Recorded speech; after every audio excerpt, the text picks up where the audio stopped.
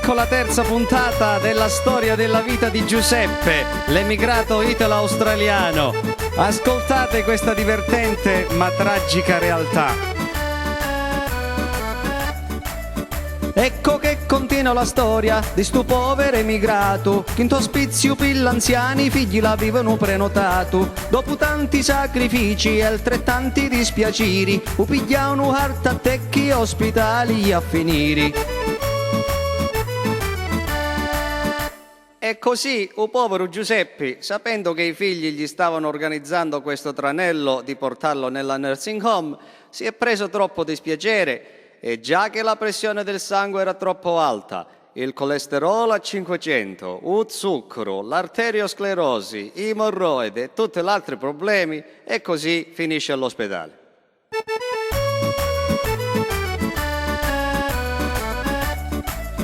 Ospitali c'era un medico che si chiamava Mario, di discendenza indiana, era un bravo veterinario. Ci ordinava supposti i pinnoli e la puntura, e fu a questo punto che successe la sventura.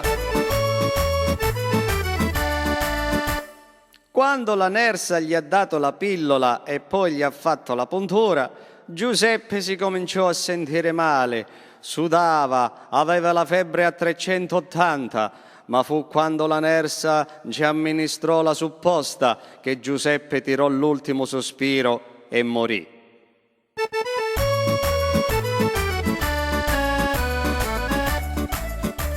Avvisa una moglie che di dell'ospedale, vostro marito è morto di morte naturali. Così a povera moglie i figli fa chiamare, venite figli miei che organizziamo il funerale.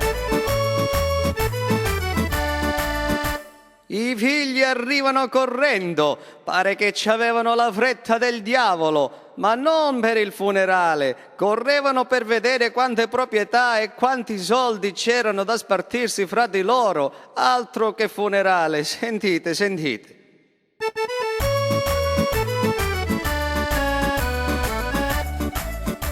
La mamma disse ai figli: una cappella dobbiamo comprare, così quando moro io la mi potete portare. Deve essere di marmo, col posto sopra e sotto, ma i figli brontolavano che la cappella costava troppo.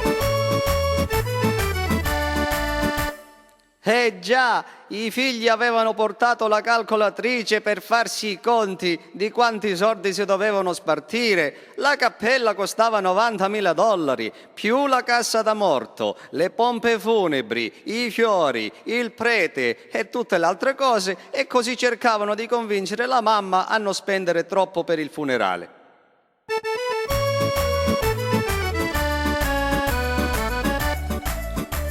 Comincio primo figlio che si chiama Domenicchi. Mamma, non worry about tutti sti bullshit. Risponde la figlia Maria, sposata con l'australiano. Mamma, mettimolo sottoterra, a così risparmiamo.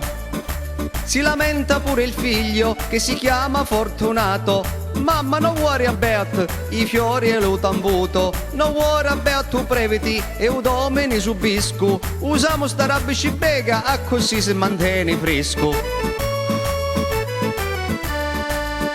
Avete capito? Avete capito? Per risparmiare sul costo del funerale lo volevano mettere dentro una roba cibega e sottoterra, così si mantiene fresco. Cose dell'altro mondo.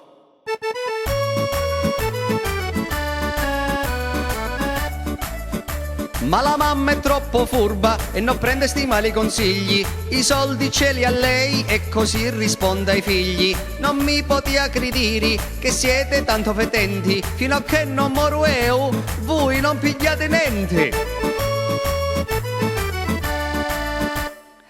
Chi c'ha i soldi in mano comanda la partita. Brava la mamma che non ha ceduto all'avarizia dei figli, che si erano fatti i conti senza l'oste. Ora dovranno aspettare per comprarsi il Ferrari. Attaccatevi a sto tram.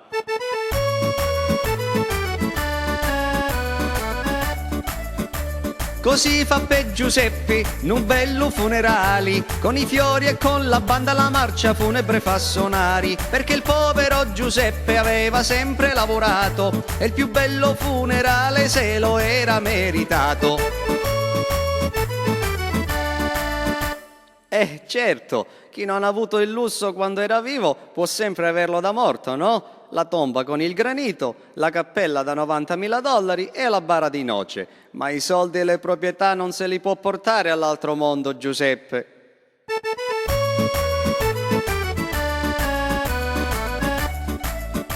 Cari amici, il morale della favola era che purtroppo in questo mondo ognuno pensa per sé. Fregatevi di tutti prima che sia finita, spenditevi tutti i soldi e divertitevi la vita.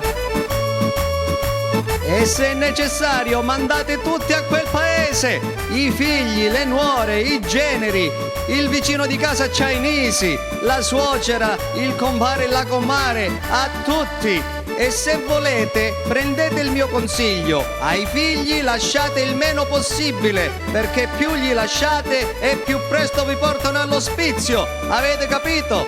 E vi che bella l'Australia, vi! Vi che bella l'Australia! Che bella l'Australia! Vi che bella l'Australia! Che bella l'Australia! Vi che bella l'Australia! Che bella l'Australia! Ah no! Ah yeah!